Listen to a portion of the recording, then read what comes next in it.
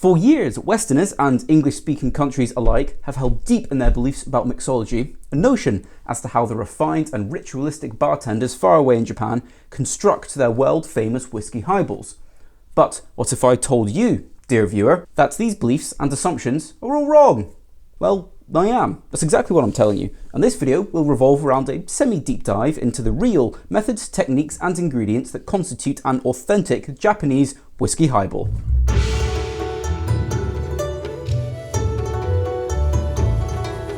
As whiskey consumption steadily declined in Japan towards the end of the 20th century, Japanese whiskey brand Suntory set out to reinvent the image of the product in the country and revitalise sales. Their whiskey revival project concluded that the main reason why whiskey had fallen out of vogue in Japan was largely because young people saw it as rather unfashionable. They weren't that too fond of the product, seeing it very much as sort of an old person's drink. So Suntory began advertising whiskey mixed with soda water in beer mugs, garnished with a wedge of lemon, so it could be served as a lighter beverage and drunk like a beer.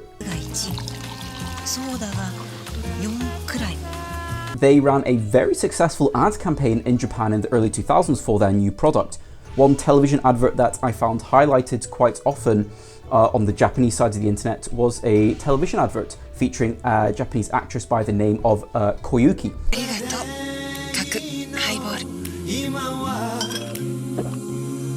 Who a lot of Japanese people remember this advert quite fondly, it seems. Now, that was the early 2000s, some 20 years ago. What about the modern day? Many English articles covering the Japanese whiskey highball often erroneously conflate the highball with the mizuwari method, which is in fact just whiskey mixed with mineral water and not soda water, as it is in a highball. But the most egregious error I've seen incredibly common reference to on the English-speaking side of the internet is the attribution of the mizuwari method to the creation of the highball, and then applying some apocryphal ritual to the whole process as well. So here we're going to try the mizuwari technique. And this ritual that I've seen incredibly common reference to includes pouring the whiskey in the glass over the ice, stirring it 13.5 rotations. The drink should be stirred exactly 13 times clockwise. It calls for us now stirring this cocktail 13.5 times clockwise.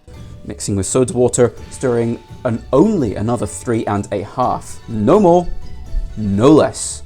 However, none of these articles or videos that I watched provided a source for the information. So I decided that I would go onto the Japanese side of the internet to try and find some. Absolutely no Japanese article I could ever find made any reference to this mizuwari method of making a whiskey highball. And when researching mizuwari, as in mixed with water itself, on the Japanese side of the internet, no articles or blogs I could find even made references that being the proper way to make mizuwari. There was one Japanese website, whisky.style, that said when translated that 13.5 rotations was the magic number, but only in the sense that that was somewhere in the ballpark of where you wanted to stir the whiskey and the ice down without over diluting, and it was certainly not something that was abundantly referenced. It was kind of treated as more of hearsay, and no reference whatsoever to that being some long-standing sacred common ritual. So I think Westerners in English-speaking countries have come across this idea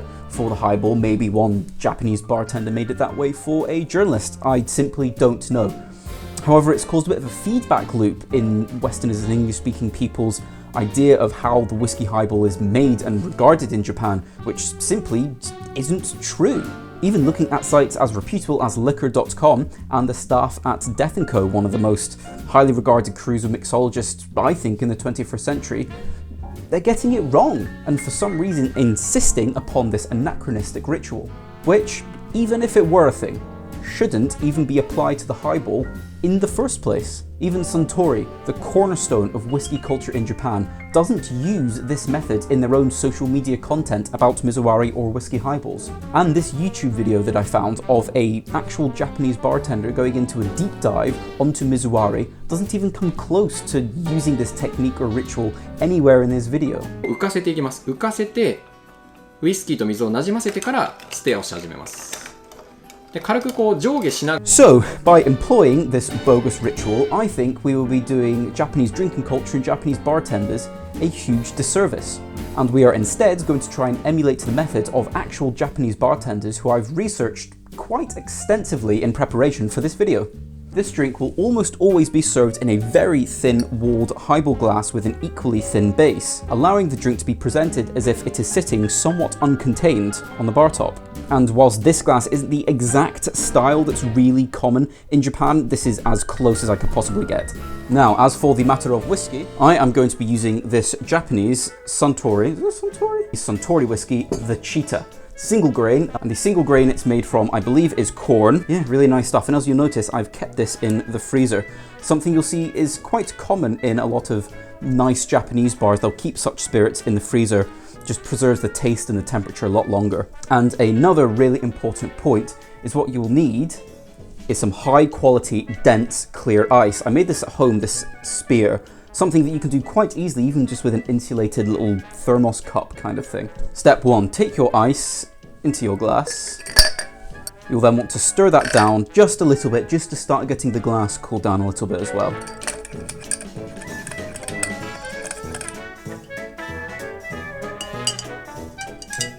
Now, whilst a lot of Western and English-speaking articles will say to make a whiskey highball at a ratio of 1 to 2, what you'll find most common in Japan is actually making it at a ratio of 1 to 3 to 1 to 4. 1 to 3 maybe if you're drinking at a dedicated bar. They'll rather prefer 1 to 4 if it's being served with a meal or something like that. This is something that I've seen a lot of English-speaking articles get wrong a lot, and which just kind of goes to show that no one is really doing their research very much at all. So we are going for a ratio of 1 pot whiskey to 3 to 4 parts soda for authenticity. And I'm not going to use a jigger here. I'm going to try and kind of do it by eye, because I'm really more going for that ratio than an exact measurement. Although the most common measurement for whiskey in a highball is between 35 to 50 milliliters. And you'll see, because this was kept in the freezer, this will pour almost like a syrup.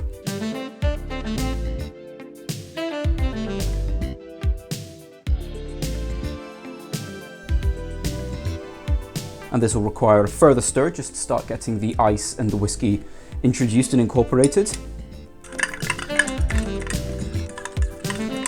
And then take your soda. We want some nice, high quality, highly carbonated soda water, as high quality as you can get your hands on. And then very importantly, the soda is to be poured not over the ice, but just down the side of the ice, directly in contact with the whiskey. And this will help it incorporate a lot better and also prevent all of the gas escaping from the soda as well.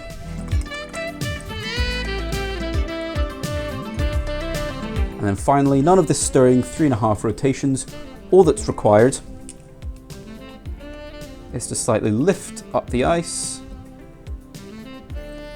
and back down. Now, it's not uncommon to find a highball served with either a twist of lemon or even a wedge. However, it is also equally common to find it served without. So that is the route I'm going to go today, so that I can better appreciate this lovely Suntory Cheetah whiskey. And it's also customary, as far as my research shows, to when taking the first sip of something like a highball, it's customary to take a few big gulps rather than just a little sip. So, as I believe is the correct way to say cheers in Japan, itadakimasu. Whoa.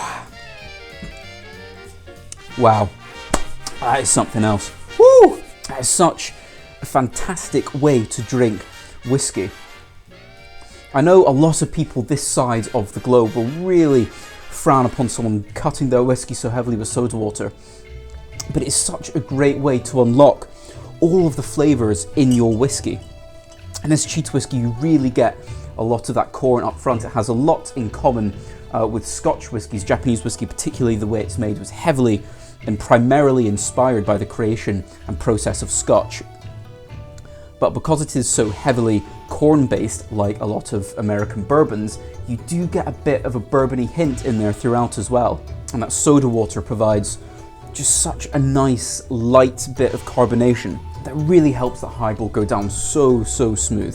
If we stirred it 3.5 rotations after adding the soda, we would have gotten rid of a lot of that carbonation. I really don't think that would have been a good way to go. By pouring the soda directly onto the whiskey and then just giving it a little lift that incorporates it perfectly without sacrificing any of your carbonation, and no Japanese person who is even remotely reasonable is going to feel like they have to complete this ritual every time they serve a highball to a customer or by themselves. It's just not practical. And this has been, I hope, a really good lesson onto how a Japanese whiskey highball is actually made. None of this silly ritualistic nonsense. Keep in mind that a great deal of care is of course paid to the creation of this drink. That is, without a doubt, that is absolutely true. But these random numbers that appear just seem to be taking the piss out of this idea of the Japanese people. Thank you very, very much for stopping by. I really appreciate each and every single view, each and every single comment. It all means the world to me. And I hope you found this guide informative. I certainly found my research process very, very enlightening, and I gained a newfound respect, a newfound appreciation for the way that Japanese bartenders operate. And I really hope you did too. I really hope I've been able to impart some of that appreciation onto you, my audience. So thanks again for stopping by. Have a good evening. Itadakimasu.